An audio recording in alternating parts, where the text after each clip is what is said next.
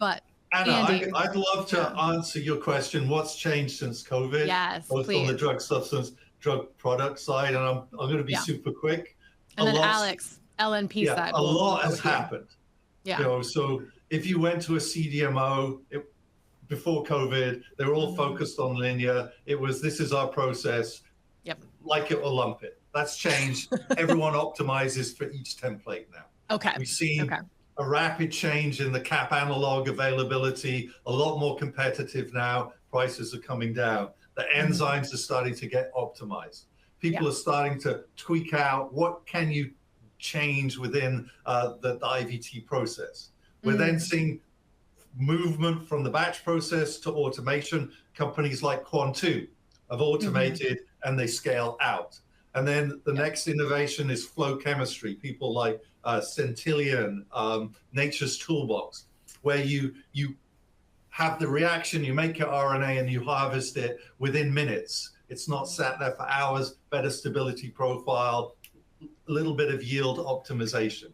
And then we've got the final frontier is probably a continuous production, tethering enzymes and templates, probably 5 to 10 years away. But definitely automation, definitely flow chemistry, up and available right now.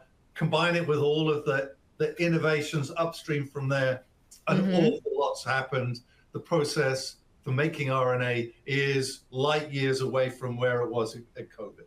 That's awesome. I totally with Andy. I totally agree with Andy. That's absolutely On the right. drug product side, we've seen innovation in the LNP space. So a lot more licensing opportunities, a lot more companies offering different LNPs. Now, if you want to move fast, you want something that's clinically validated, GMP, those are decisions you have to make internally. But there's a lot more available. If you look at the unit operations to make an LNP, mixing technologies, you've got the nanoassembler system from P&I. Now has a jet impenger system. There are others starting to be available. Then downstream from that, you have tangential flow filtration, sterile filtration, innovation starting to happen in there too.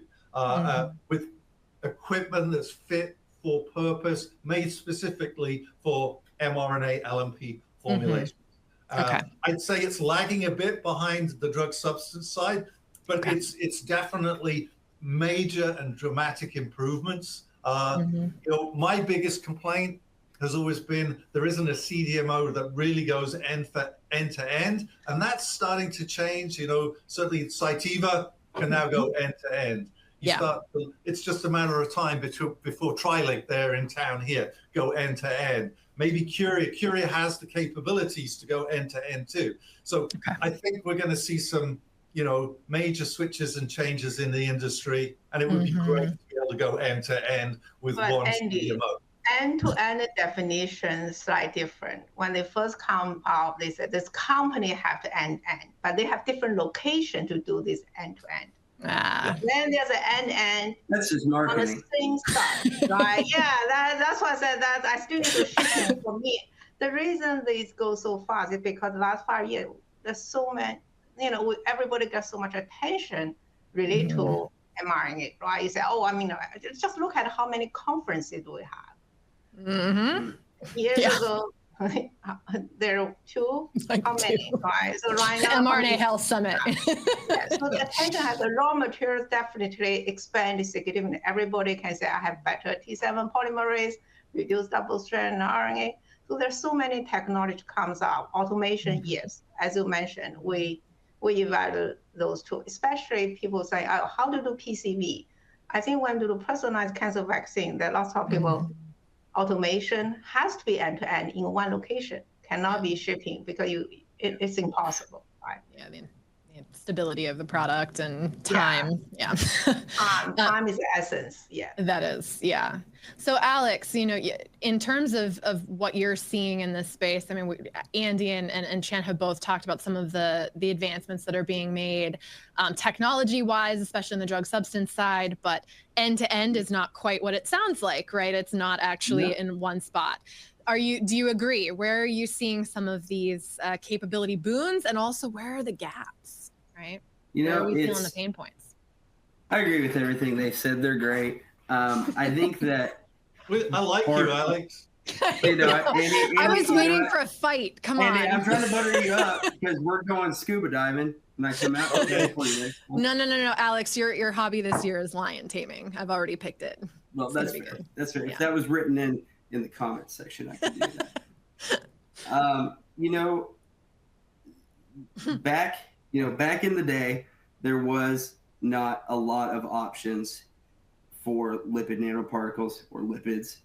There's like 170 companies now worldwide, not including the Chinese companies, that have some kind of, some data to go along with it. Because for the longest time, some people were like, hey, we have this IP library, and they're like, okay, that's great. And then it took investors and people that were jumping into the industry a while to get savvy with it and understand what was actually worth something and what was not. And, what data was good and what's, maybe we need to develop that in vitro method, or maybe we need to, look at the non-human primates and things like that. But back at COVID, we were, you talk about the nanoparticle that was used even with Onpattro, or even these liposomal suspensions and everything else like that came before it, that was commercialized in like the 90s. Active targeting was not something that's been, now we're not talking about controlling the physical elements like particle size and things like that. We're talking about attaching these, bioconjugation, and understanding, these different types of lipids. Recode's got 5 for inhalation going to the lungs. Cytodine's got 3, and they don't even use a, they don't even use a cationic lipid for the actual targeting. They're using something else. They're just using the cationic lipid to encapsulate the RNA.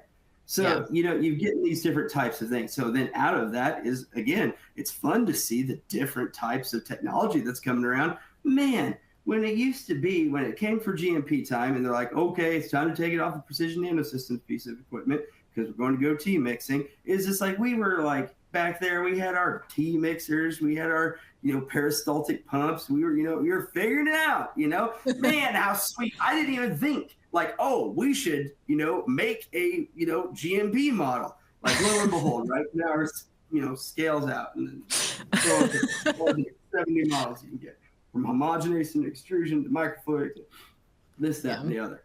So, specifically, that's great for manufacturing and testing. Like, okay, well, let's take a picture of it. The blebs came out. Are blebs bad? Yes, are they consistent? That's the question of the year. Yeah. Are they consistent? At least, and these different things are like, how are you getting your different organization, and then you see a lot of stuff coming out too, that from the universities and the academic institutions. Some of these are spin-offs and everything like Capstan and what have you, but there's also this lag that it seems like there's a lot of new technology and information, but they just did these in mice, and it's going to take a minute for that to get all the way through and then actually launched. And so it's not as cutthroat or breakneck maybe as we'd like, crossing that over. But, again, there's the last piece is AI and machine learning, which I'm using 2025 to educate myself because they say it's not going away. And I'd rather, if they do take over the world, I'd rather be in good graces with the overlords.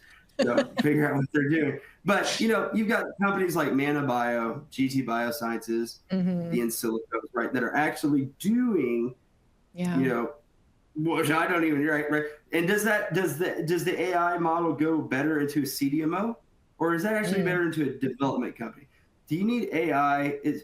Maybe you need AI, like really good software for like your electronic quality management system if you're a CDMO, or if you're doing a regulatory write-up for like the template. But do you need that for manufacturing? Maybe you just need it for development when you're going through and you're screening and doing all sorts of things. I don't know where that best gets placed. But, you have those emerging techs and those emerging businesses that will either get gobbled up, licensed, or one of the two. It's like Bon Jovi song, this industry. Only the name has changed. Is that why he's on the back of your board, by the way?